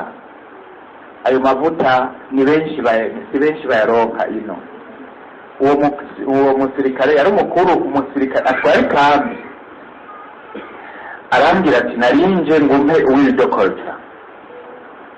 yari azi ko hari amavuta menshi cyane kandi akaba azi yuko ari umuntu mukuru, kandi nari mfite n'abasirikare babiri bashinzwe kuncungera ariwe yabantaye. akibaza rero yuko icyo aza kunsaba cyose ndamuha. nca ndamubwira nti yari umumajoro, umbabarire ku bintu by'impunzi nta n'urutete rushobora kuvamwo rutariwe n'impunzi. byaziye impunzi bizoribwa n'impunzi, amavuta yaziye impunzi azoribwa n'impunzi. ndaguhaye uruhusha njye kiri igikoni cya patiri ugende ubaze urya mukozi. naramubwiye ko umunsi azogira ikintu cy'impunzi kinjira hajya mu gikoni cya patiri azora arataje, kuko patiri z'impunzi iby'impunzi biribwa n'impunzi. none nawe nyakubahwa, nta n'ikiyiko cy'amavuta nshobora kuguha ukaba uyashaka. hariho impunzi zananiwe n'amavuta yakoze, genda ugura amamesa angana gutyo uzane. mbaza abadashaka uwidukoza ubaha amamesa, nanjye ndaguha amakoza. bitagenze gutyo sinshobora kuyaguha kuko noba mpemutse ku ibanga nemeye. ngo urarenga ko udashobora kuyampa, sinshobora kuyaguha. ku mutima nagira nti nemera umukamo umwe Yesu Kristo, nemera umukamo umwe. uyu yibaza ko kubera ko afite ingabo mbere n'abasirikare bancungera ari we yabampaye ko icyo avuze cyakora. mugabo naho nari nzi abo basirikare ntari nzi neza ko umukama niwe araba ubuzima bwanjye, kandi niwe ntegerezwa kwitwarika kugamurukira. abandi bakama bose jewe narabimuye, nemera umukama umwe Yesu Kristo. twamaze bivuga mu gisabo cyo kwemera. none weho ubwo wemera umukama umwe by'ukuri, ubwo nta bintu ukora kubera bakama bo ngaha ku isi, ukemera ugahemukira umukama wawe agenda ubuzima bwawe kubera abo bandi bakama. ubwo ntibishoboka. iri jambo ngo nemera umukamo umwe, wewe urigejeje, nemera umukamo umwe Yesu Kristo.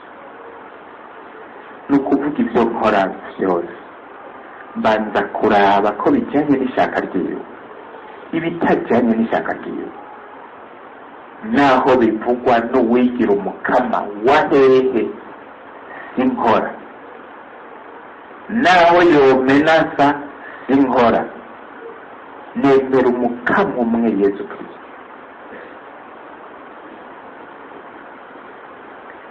muri iyi myaka turimwo hari abantu benshi bigira abakama, hari ibintu byinshi bishobora gutuma duhemuka, hari ibintu byinshi bishobora gutuma twinjira mu bintu bya corruption, amanyanga n'uburyarya bwinshi.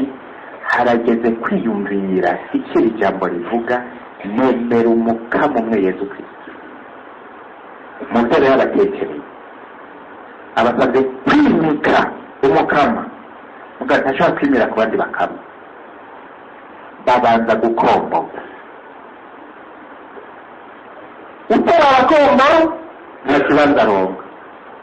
uyu munsi rero ni uwo gufata ingingo, ukaraba ko wewe mu byo ukora ingene ubayeho, ni imigambi ufata, niko ibyo bintu umukama abishyigikiye.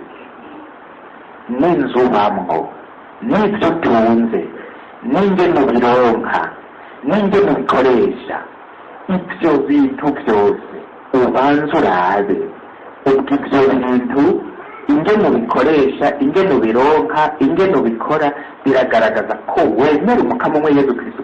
ntihagire wiyumvira ngo kujya kugenda kuzoronka decision ni ibintu byo kujandajanda. nta kujandajanda kuriza. uyu munsi murafata decision, kandi iyo decision mufata uyu munsi niyo ituma muzobandanya. umwumva adashobora gukombora abandi bakama ngo yemere umukama umwe Yesu Kristo, uyu munsi turaza kubaha umwanya wo guca mu magurupe, abwira umukuru wa gurupe ati jewe ni ukuri mbabarira, ngiye kubaho nk'uko bwamye hambere hose, dore n'ubwisanzwe. mu mwaka w'ibihumbi bibiri na kane twarateguye abantu bagira refuge. hageze kuri inyigisho ndababwira, ubu rero murakata decision. umuntu asanzwe akora adandaza ibikoresho by'ubusambanyi, ibi bita prudence n'ayandi mazina babiha, nihawe muri butike y'iwawe ubidandaza, dushobora kuronka refusion udandaza ibikoresho byo kujya gushurashura. ubu utemeye kubireba nturemere umukama umwe uca urarorera. umuntu asanzwe akorera mu mazu yo gukorora inda, ahembwa amahera yo gukorora inda, uyu atemeye kubireba ntibikunda ko aronka refusion. umuntu asanzwe afite muri we ibikoresho bikorora inda, byari byo bita sterile n'ibindi byose bifite ububasha bwo gukorora inda no guhindagura nimero y'urutonde, ibintu Imana yashyize ku rutonde kugira ngo bidabanganye, kuko hari ibikoresho bidabanganye by'Imana yashyize ku rutonde mu mubiri w'umuntu. uwo wese abifite muri we azi neza ko Imana ibibuze iciye kuri Ekleziya, atemeye kubihagarika ntiyirirwa arabandanya, ategerezwa guhagarika kuko ntaremere umukamo. umuntu akora mu mazu, aya mahoteli bavuga abantu baza gusambaniramo, mukanaka akazana n'umugabo wa naka bagashika akaba ari wawe w'imfunguruzo, bahejeje gukora iryo shano bakaza bakamusubiza imvugo zabaza ngo mwamerewe neza, bwagenze neza, hanyuma azaba yembuga amahera bene ayo. uyu muntu ntashobora kuronka refusion kuko ntarembera umukamo umwe wese. Hariho ibintu mbere igihe ndabivuze gutyo nagiye kubigisha nagiye mbona umugabo umwe aje ari kumwe n'umugore barajya abantu bavuga ni twebwe mwebwe bande umugabo ngo jewe ni hoteli ndimwo nta kindi cyakorerwa n'abantu baza kwasambanira ntembwa amayari menshi cyane mugabo numvise inyigisho jewe hako nteba kuronka umutima mweranda mpisemo kudemisiyona ejyaho bukera cyo demisiyona umugore nawe ngo jewe nanje nkora muri ONG ikorora inda z'abafashwe ku ngufu nico mpembeko umugabo numvise inyigisho waduhaye jewe ndindiriye gatoyi kuko umushefu wanje ntaraza ari hanze acitse santangizeho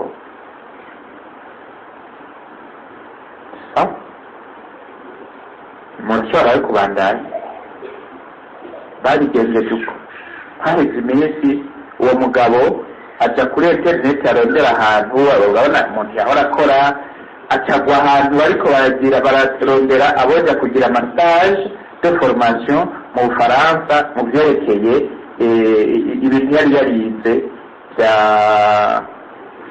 by'ubagronome arapostira hanyuma baca baramurungikira impapuro arabidepoza yaje bakubimbwira ngo sinarizi ko yeza ari uko ameze gute ngo nasabye kuja kugira stage mu Bufaransa de 6 mois ngo baca barampa impapuro ngo none naridepoze ngo andijuru bampaye visa ngo ndemeye koko yeza ari umukama agaba hose na vyose ataragenda umugore yava aramukurikira ubibera iyo hanze amafaranga bahe ubungira umukama yagwije inshuro 10 umugore ubu yaronse ku badogiteri ubavura abazungu n'abazungukazi kandi nabo barayatanga mugabo bemeye gufata risike barava mu nzu bahoramo kuko bumva ko bitajyanye n'icyo umukama basaba namwe iyi nyigisho y'uno munsi ni inyigisho yo gufata decision ntitwabahamagaye ngo muronke umutima mweranda kugira ngo muce mwiyongere grade yo kuba ko mwaronse umutima mweranda hama muyandanize kubaho nk'uko byamye hambere hose oya Yesu avuga ati kuri wewe ndi umukama cyangwa se ndiwe sitamwo rero uyu munsi umukama wemera uwo ari we umukama ukurikira uwo ari we adusabye kumwimika umwimika waje gukombora abandi bakama bose hamwe mubwira ati ni wewe kuva uyu munsi mu buzima bwanje mu kazi kiwanje mu rugo rwanje ni wewe musa uzoba umukama ni wewe musa kuko ari wowe musa mweranda ari wowe musa mukama ari wowe musa rudasumbwa Yesu Kristo uyu munsi n'udasije ufata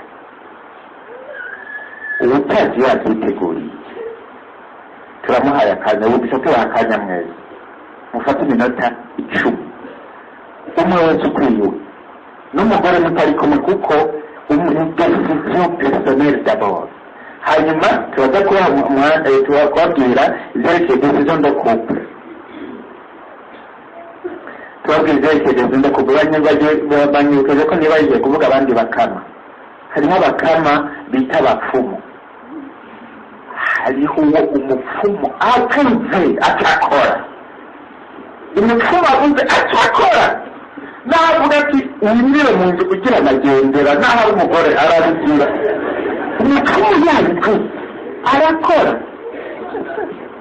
atabandanya kuko icyo sinocihangane icyo kintu cy'abapfumu ete ubundi ntandi birahera barashitse uwo muntu niyo abari ngaha mbabari atotuma abandi bahinduka atari ngaha ntazi iki cy'abapfumu yarambwiye ati jewe sinje kwirira cyangwa sinje bijyanye n'umwamwigisha ngo guhera abapfumu jewe naho wofata urusi ugashira ku izosi ndasangira nagira gute nta mupfumu ndota ndetse kubera iki umupfumu ntazumbira umukama kandi ndabakira bose mugabo aho ngeze ndabona ko umupfumu umengo gatoya arasumba Yesu gatoya. Yesu arakorera ukajagara. Je ndavuga nti nta musumbane by'ukuri ngo ngo arafashije muri ese hariya na hariya ngo mugabo ibyigira byose ngo ya ngo nawe arabagatwira ngo je nahinde kubikubwira ngo ndimwishime mutaba mutarika ko abantu baragize ngo je byatumu nibiki ngo je ndazi ko no gushinga intaye ko umupfumu ari kirumara. Nibyo ndamuraba numva ubwoba numva n'agahinda tushadura mu isakirisiya rero dushitse niba ari nawe ko mengo nari namubwiye ko ngaho ari amakupe azogira rotrete y'amakupe ihari plito ntuzenya ifite na rotrete muntu utazoba rotrete guhereje y'amakupe ngaha nyene ndamubwira rero nti bariko bayitegura ntuzenya efizio uragenda cyangwa uzoje muri rotrete y'amakupe mugabo ivyo vyashitse nuko twagiye mu isakirisiya je ngende mbwire bijya bihinde je n'ubundi sinda ese bijya wari kurakina cyangwa wari kuraka ngo ndenda kintu ubundi ukomeze kandi dona yamwe karuvati hari imodoka nini mugati nzi ko hari nka 5 zisumbiye zira gatiye urumukama vrema ndagusaza umwere kuri umukama ngire mbo agasabisho nikoreye bukebuke jewe dawe byo biteko nibiki hama ndagira ngo reka dusenge dusezerane nta kundi mugabo atewe mukama wanje we Yesu uracago izina rya data n'irya mwana n'irya mutima mwiwe ha ndamubika kwibigana itwarikeze imana n'inziza nyene mbona bikazunguza umutwe ngo niba zangwanya nkeko ndawukunda mpesa ndabandanye mbona gumagira gutya cyamuhamagara umuntu wo muri sakirisiya ngwana cyamuhamagara wicarira kora ngo arakugarimbwa wamugabarana nigwashaza n'uwundi hewe akahabaye amaze gutora ubwenge wa mupfumu wawe asumba Yesu wabonye umupfumu wari wabonye mukama wari n'umupfumu wabonye cyane ngo mbega haturi hehe amazi n'uwo ni karuvati yapfundagaye nta kwezi kuri aho ibyo bintu bibaye je navuze ariko amazi gutya nahise mu gihugu kigo kira ngo none bigenda gutya ntuzoze rero umuntu ariko arashemina umbabarire nawe nakubwiye niba buri ngana ariko ko ndobi nawe nakubwiye ko ndobivuga niba buri ngana uze ko ndoshinga inani kandi niba bari ngana zabyibira aho processus igeze aho ati nukuri ndazutse kandi Yesu niwe yanzuye ko araje no muri ino misa nari naraje gusengera ngaha numukama yagatse ko duhura ari muri processus ibyo by'ubupfumu byo byurumva yarahagaritse mugabo kabe murumva ko byageze kure nibaza niba batari ngaha kweho twetete kufazo bari ngaha tukire Kristo birahambaye rero uyu munsi gufata ingingo yo kwimika umukama kugira ngo ntihagire abandi bakama bamutwara ikibanza kuko nta muntu nezera umukama umwe Yesu Kristo twamatevuga ku Imana umukama n'umwe niwo tubwirizwa kugamburukira ibyo tugira byose ibyo tuvuga byose imigambi tugira yose ibyiza kuba mu ntumbero yo gusomera no kubaha no kugamburukira uwo mukama nawe ni kandi nshishe mu gatoyi abantu bakererwa cyane kuko baciye mu ku bandi bakama uyu munsi turiko dutanga inyigisho zo gukurikira Yesu umukama uwo mundi wundi aguhagaritse cyo kintu kintu aguhagaritse naco nyene ukimure tuzosubire kubona abantu bakererwa inyigisho muri mwebwe harimo abakuru mu maserivisi umuntu ashika hagira hagere kugodoka mu bisanzwe akwiye kugodorwa nyine no gushika inyigisho zigatanga urori ngaha kuko ingene mufata onseriye n'izo nyigisho nizo zerekana ko wewe uzi ico ushira imbere murabyumva kiretse nk'uwo yatebejwe no kujyana umuntu mu bitaro cyangwa kwa muganga ibyo cyangwa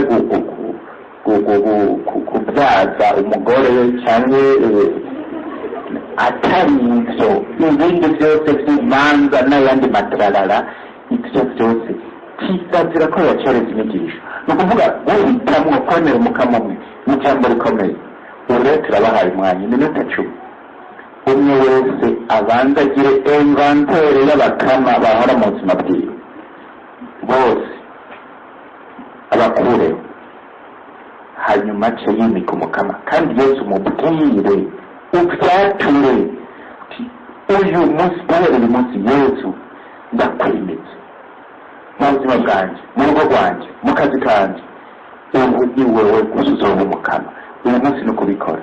kandi Yesu nawe umuhaye icyo kibanza aragifata, kandi niyo agifata uzibonera ingene ibintu bihinduka. tugire Kristo. ntaraheza hinge jewe n'ikintu ndi mu butumwa bw'ingo n'imiryango muri diyoseze murabizi. hanyuma icavuze abasomye ibintu bihambaye byodufasha kugira ngo umuntu afate ingingo abone abakama abaribo. hariho rero ibintu bikeyi nagire mvuge bituma umuntu yisuzuma ko atari abakama by'ukuri. abo bakama afise yisuzume asezerane nabo cyangwa abandanye nabo mugabo ahereye kw'ibyo. ni ibintu bijyanye n'abubakanye, ibintu by'abubakanye mu rugo, kuko nabyo byotuma umuntu atisuzuma neza.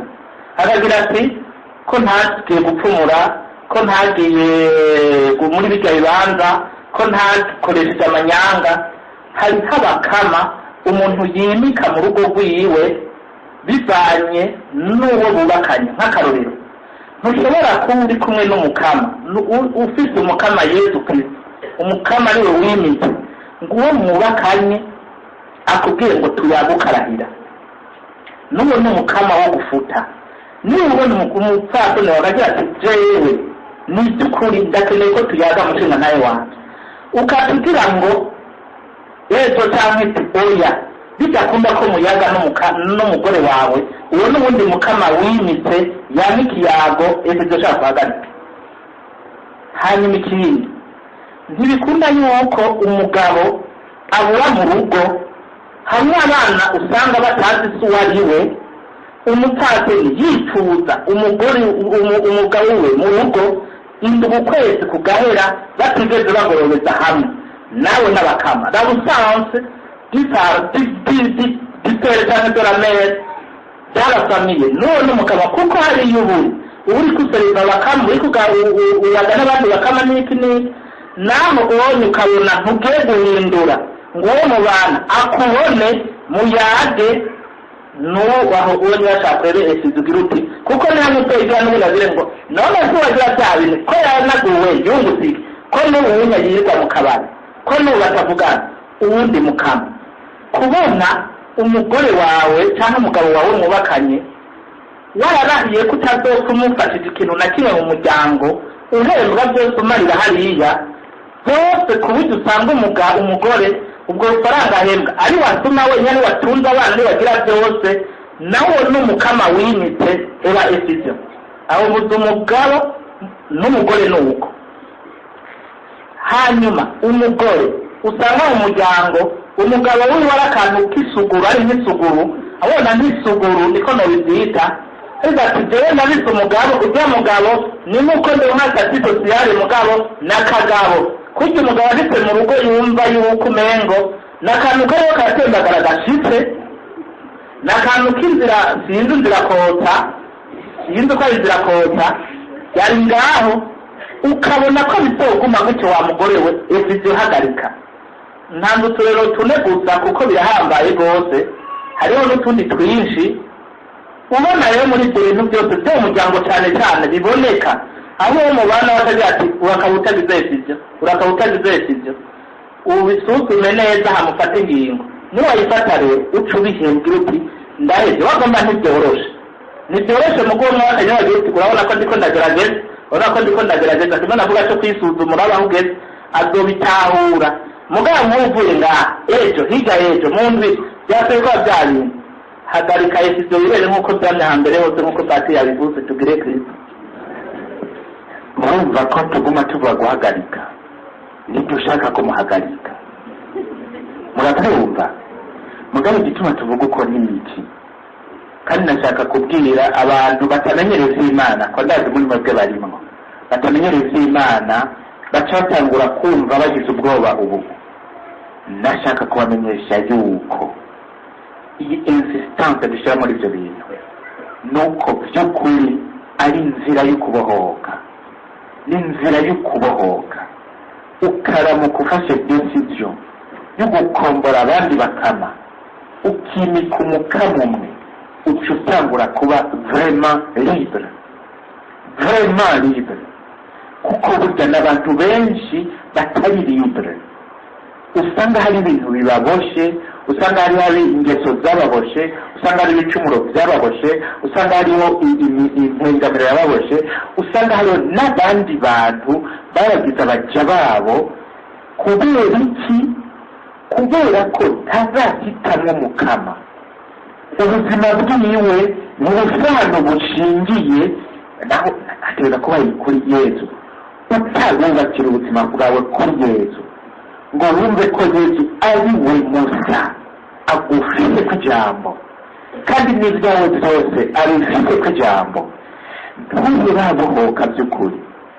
Notre liberté intérieure ihagaze ku guhitamwo Yesu baba umukama, kuko umaze guhitamo Yesu ari we mukama wenyine agambukira.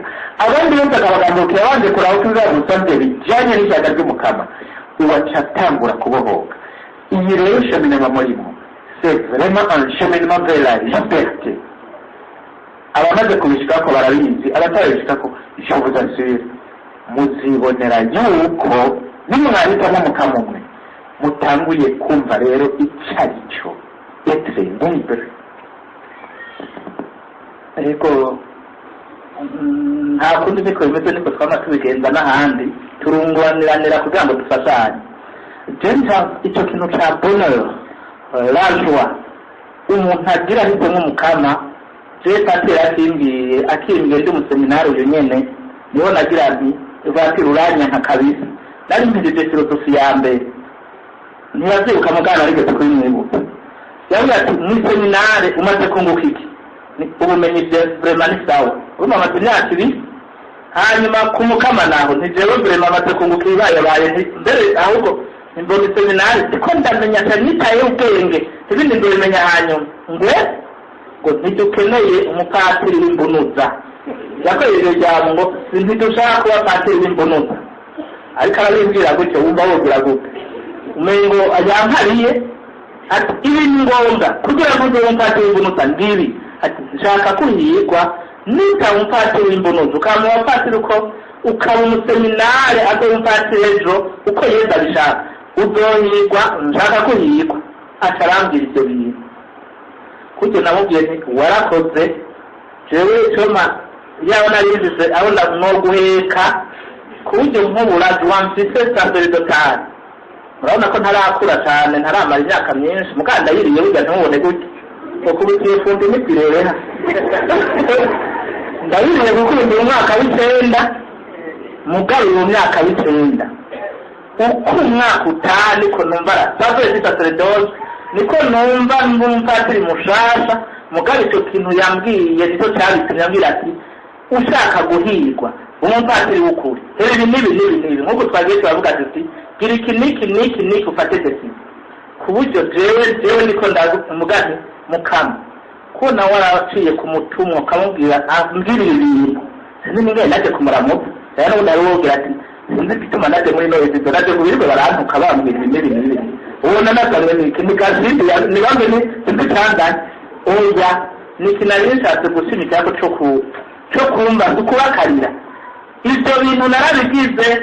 Hama ndaza kumuha konterande uko yambwiye ati hareze ukwezi cyangwa amezi abiri uragaruka, ndaza kumubwira sanga natanguye kuduga buke ndabibamo ku buryo mvugane mbega mukama nkuye nta undi umusacerdote akanyamuneza n'ubuhigwe mba nawugize harahandi hantu nari kumurongo, harahandi hantu nari kumurongo, ku buryo mvugane nicyo gituma nzemera ngasanzara atarenga zaba mugabo sinzigira mpemukira ibanga nduwe cyangwa ngira gute ndabaza turane n'icyavuga nti merci Jésus kubona warangiza umusacerdote n'ubu ndacariwe aho naguye ntabara, aho ubu nabitagenda neza ntabara ngakukumva ngira yego medo conscience kugira ngo Yesu ataguma nsiga aguma ziguma zijako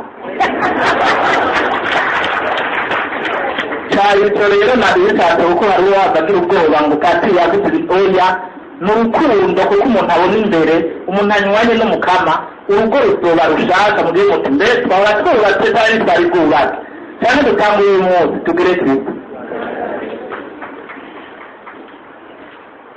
murumva ubuhirwe bwo guhitamwo umukama Yesu Kristo, mu by'ukuri harimo ubuhirwe kandi akanyamuneza k'imbere mu mutima n'ubuhirwe bw'imbere mu mutima dutangura kubihabwa no guhitamwo Yesu Kristo ngo abe umukama umwe. Papa Francisco yarabyanditse mu ikete yiwe yise la joie de l'évangile, avuga ngo avec Jésus-Christ la joie naît et renaît toujours. Tous ceux qui le choisissent, tous ceux qui choisissent d'être sauvés par lui, avuga ko abakize ibintu bine: il est guéri du péché, de la tristesse, de l'isolement et du vide intérieur. Il est guéri du péché, de la tristesse, de l'isolement et du vide intérieur. Ibyo bintu igicumuro, la tristesse,